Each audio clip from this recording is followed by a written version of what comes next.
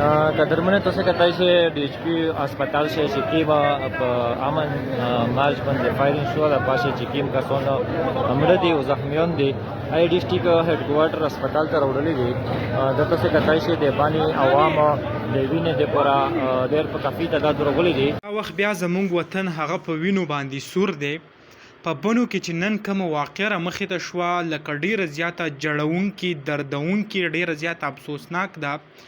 د سیاسي کم خلک چې دي هغوی ډیر زیات په یو افسوس سره ویل چې آیا زمونږ هم وس نشته مونږ اخر کار څه وکړو لکه کاڼې ځي راځي او په پښتون په سر باندې لګي او هغه چې کم دی شهید کیږي هغه مړ کیږي دا یو ځوان چې کم دی تاسو به کې لیدی هم شهیدا غریب پکې هم دغه لاړو یعنی همن پاسون چې کم دی هغه په لقاو خلک راغلی خو د بده مرغه پایرینګ وشو پایرینګ څوک وایي د سکیورټي فورس د طرفه وشو څوک وایي عام شهري را پاسېدلی او هغه وکړو خو چې هر چا وکړو خلکو ته پته ده چې چا وکړو ډیر زیات یو افسوسناک ډیر دردونکې تر اوسه پورې چې کم